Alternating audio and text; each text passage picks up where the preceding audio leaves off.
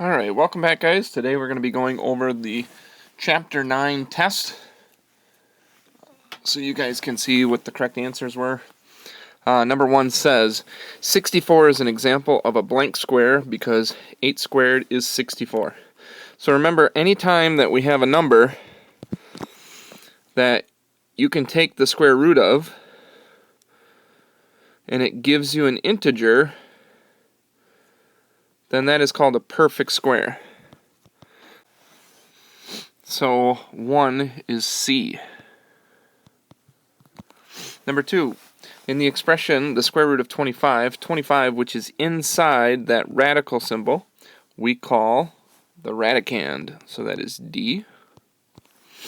The little symbol that we use for square root is called the radical. So that is A. And the last one, to solve the square root of, to solve the equation x squared equals 81, you would take the square root of both sides, and square root is B. So our matching part, we should have C, D, A, B. Those were each worth 1 point on the test. Question number 5 said all the square roots of the number 0.16 are. And so what it's asking you is what times itself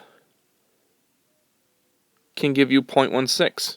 And so your answers are going to be 0.4 or negative 0.4.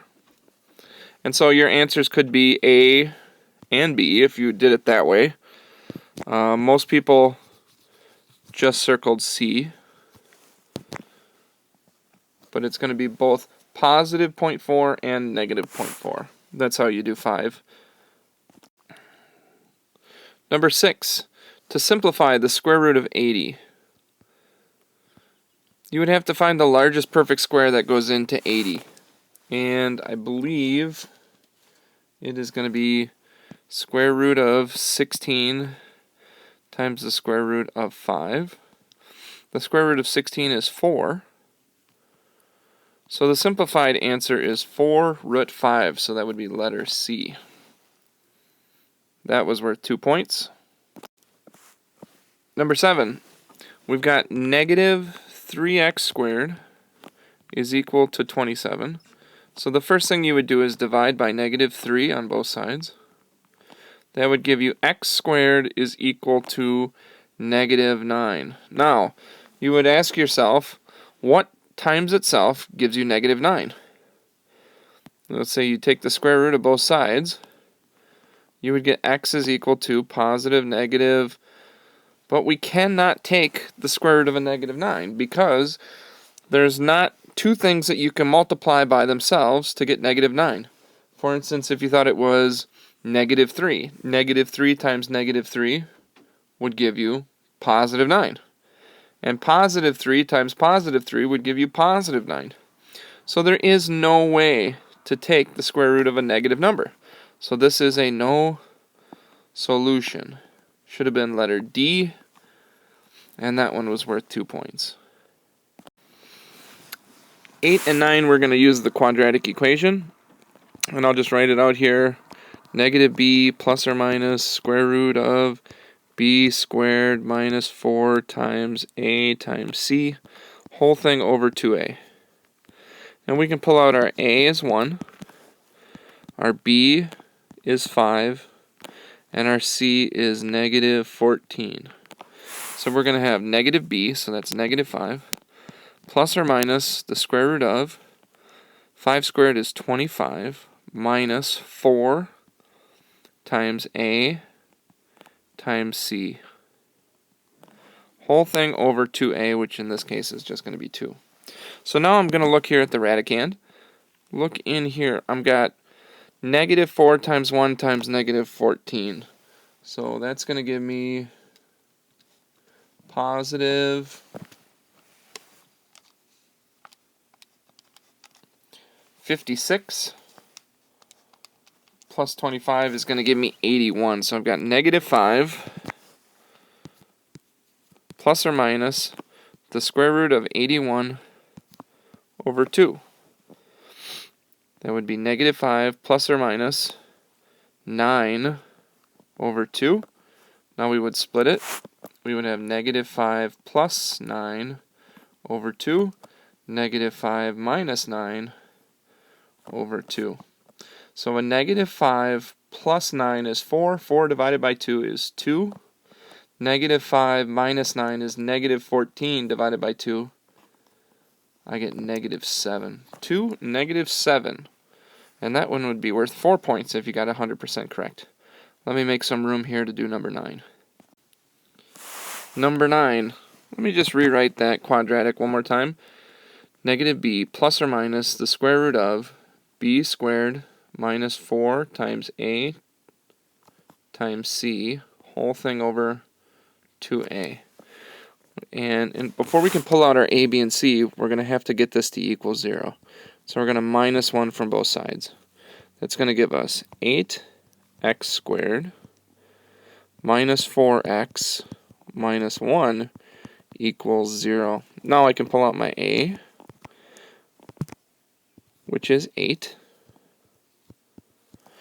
my b, which is negative 4, and my c, which is negative 1. So negative b would be positive 4, plus or minus the square root of b squared is going to be positive 16, minus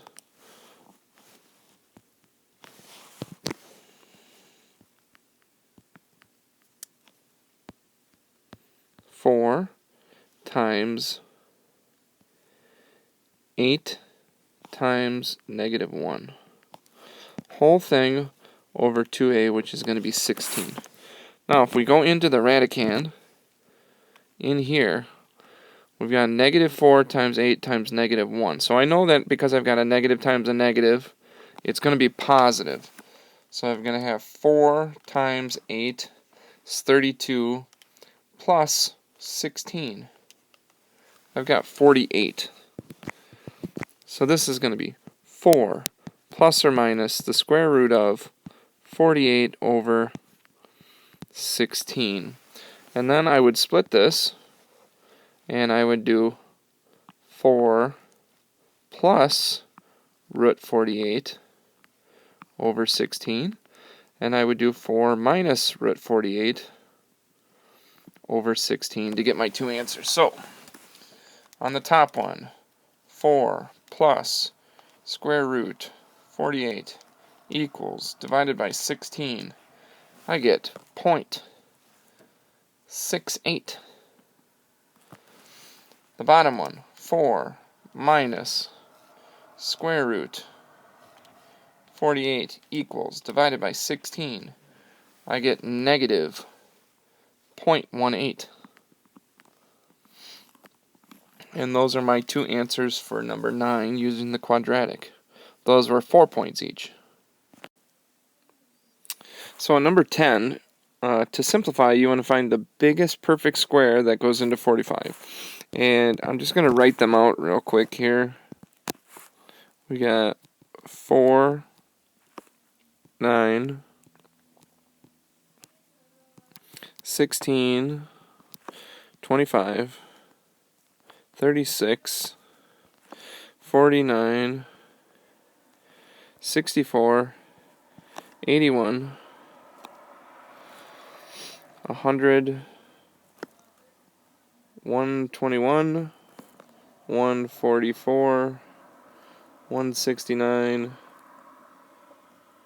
196. So the largest perfect square that goes into the square root of 45 is going to be square root 9. So we're going to split this into square root 9 times the square root of 5. Square root of 9 is 3, so we would get 3 root 5. On 11, we would split this into the square root of 1 over the square root of 9.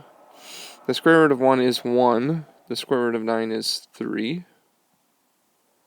So 1/3 would be the answer there. And then 108, the largest perfect square that goes into 108 is 36. So I would have 3 times the square root of 36 times the square root of 3.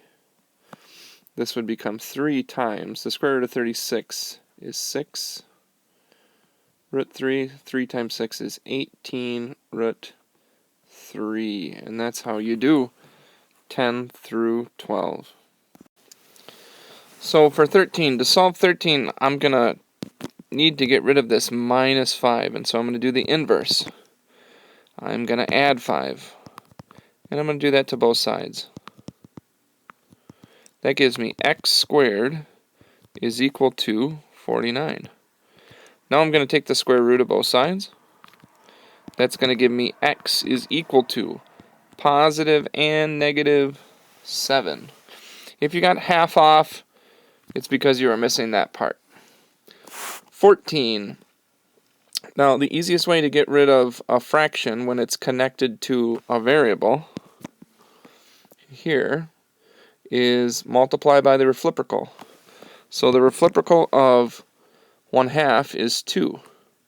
So if you multiply 2 on both sides, so now you have half of 2, which is 1, or just y squared. Those undo each other. Equals 8 times 2, which is 16. Now we take the square root of both sides. That's going to give us y is equal to positive negative 4. And that's how you do 13 and 14. Alright, number 15. I'm going to start out, and remember when we solve these, we do the order of operations backwards. So we're looking for addition or subtraction first, and here we can identify that we have addition. So how do we get rid of plus 9? We are going to minus 9 from both sides. So we get 3h squared is equal to 84 minus 9. That gives us 75. And now we're going to divide by 3.